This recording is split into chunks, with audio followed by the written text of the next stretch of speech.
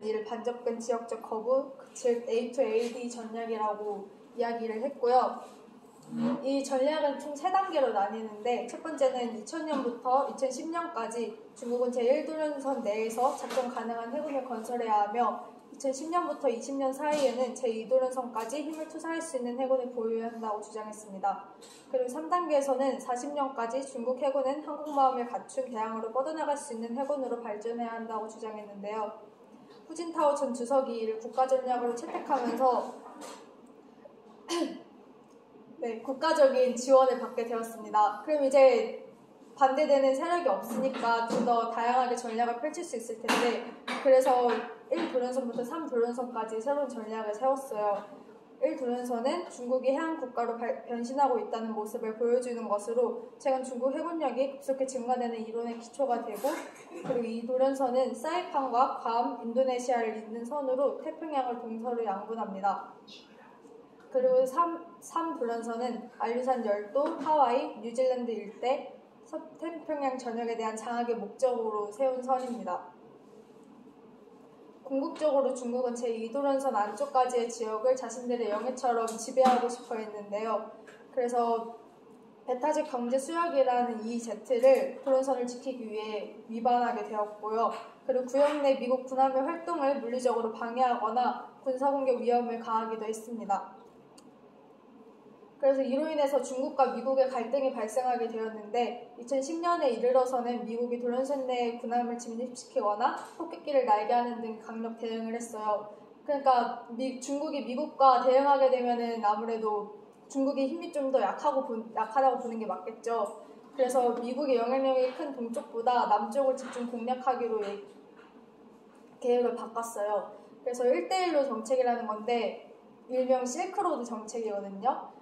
근데 이거는 미국과 친하지 않은 국가, 경제력이 약한 인도양 연합국가, 그리고 아프리카 해양 국가를 중심으로 자본을 투입하고 경제 블록을 형성하겠다는 내용이에요. 그래서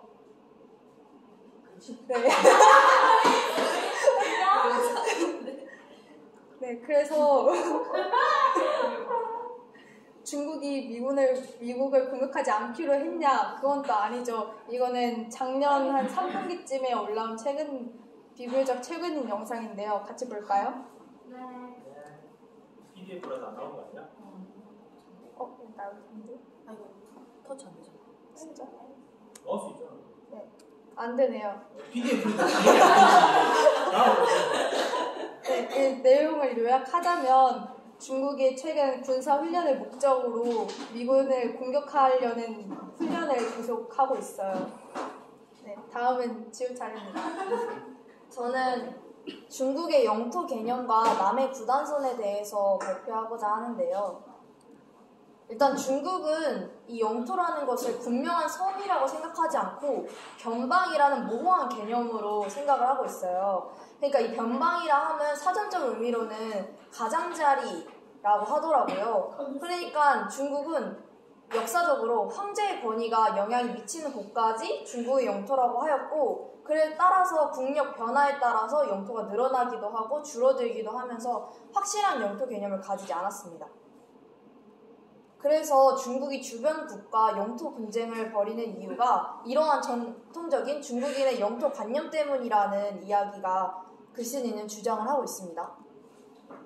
바다에서 적용되는 중국인의 영토 개념은 어떨까요? 중국의 해안부터 중국이 설정한 일부 지점까지의 지역을 중국은 방어해야 할 지역, 자신들이 지배해야 할 지역으로 판단하고 있습니다. 그래서 바다의 일부분 자체를 대륙의 영토라고 판단을 하는 거예요. 그러다 보니까 중국은 바다에 영역 표시를 한다거나 바다에 대해서 경계선을 그어놓는 등 이런 바다에서의 중국인의 영토 개념을 알아볼 수 있습니다. 또 중국과 서양의 영토 개념이 차이가 있는데요.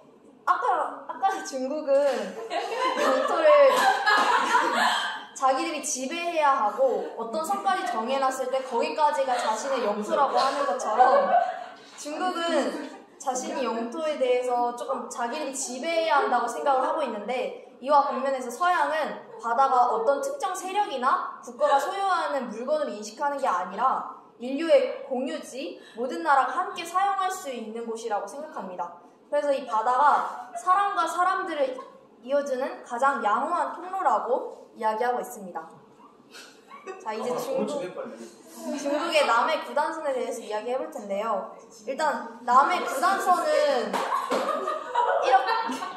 이렇게 돼 있는데 남해 구단선이 이렇게 되어 있어요.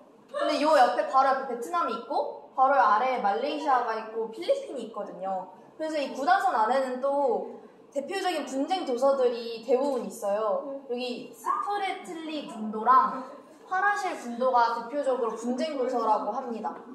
그래서 이 중국은 남해 구단선 여기까지가 선을 정해놓고 여기까지가 우리나라의 영토다라고 주장하는 걸 근거로 해서 남중국해, 그러니까 여기 바다 전체적으로 영유권을 주장하고 또 이를 통해서 인공섬을 조성을 하면서 이 인공섬을 또 군사 시설화하게 되고 또 필리핀의 조업까지 단속하게 됩니다. 아, 조사 많이 했네. 네, 그래서 이 남해 구단선에 대해서 중국이랑 필리핀이 한번 붙었어요. 이게 필리핀이 아까 보시다시피 바로 필리핀 옆에까지 왔죠.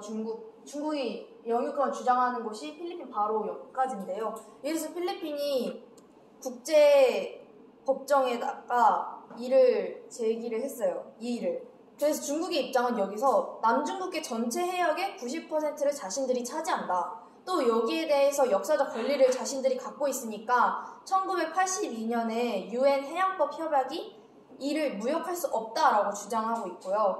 근데 필리핀은 또 여기까지 중국의 영토를 주장해버리면 자신들의 영해나 배타적 경제 수용은 어떠냐 이런 식으로 반박을 하면서 상설중재재판소에서는 남중국해 영유권 주장이 법적 근거가 없다라고 판결을 했고 중국의 인공섬 조정이 필리핀의 어로나 석유 탐사에 방해를 하면서 배타적 경제수역, 아까 하연이가 말했듯이 배타적 경제수역에서 필리핀의 주권을 침해했다고 재판소는 판단을 그렇게 했습니다. 따라서 남해 구단선의 자원에 대한 중국의 권리는 절대 인정을 못한다고 국제법정에서 그렇게 판결을 내렸고 또 이를 통해서 일부는 미국의 외교적 승리라는 평가가 있습니다. 왜냐하면 중국이 여기까지 영해를 차지해버리면 1대1로처럼 더 뻗어나갈 수 있다는 걸 경계하려고 미국이 되게 경계를 심하게 했는데 따라서 중국이 여기서 아니라고 했으니까 미국이 외교적으로 승리했다는 평가가 있습니다.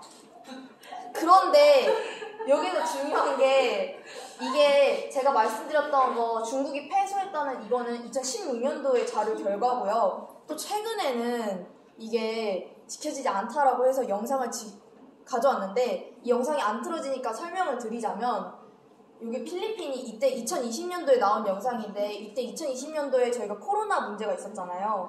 근데 필리핀이 방역적으로 조금 저조하다 보니까 중국이 백신을 개발하게 된다면 그 백신을 우리한테 준다라는 그런 가정하에 여기 필리핀 앞까지 남해 구단선을 인정해 주겠다라고 판단을 한 거예요. 그렇게 돼버리면 필리핀 앞 바다까지 중국의 영토로 간주가 되면은 그게 우리나라까지 위협을 미친다는 말인데 왜냐하면 그 남해 구단선 그러니까 이쪽 부분 여기가 우리나라가 있어요. 근데 여기서 우리나라가 수출을 할 때 이렇게 지나간다는 거죠.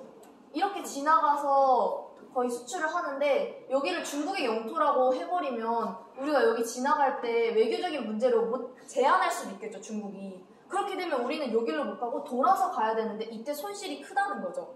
그래서 필리핀이 이 남해 구단선을 인정하게 되어버리고 여기가 중국의 영토가 되어버리면 우리나라까지 위협이 된다는 점이 이 영상이었습니다. 그리고 이게 비교적 최근이니까 이게 또 2024년에 또 다를 수 있겠지만 굉장히 우리나라에 위협이 된다는 영상입니다.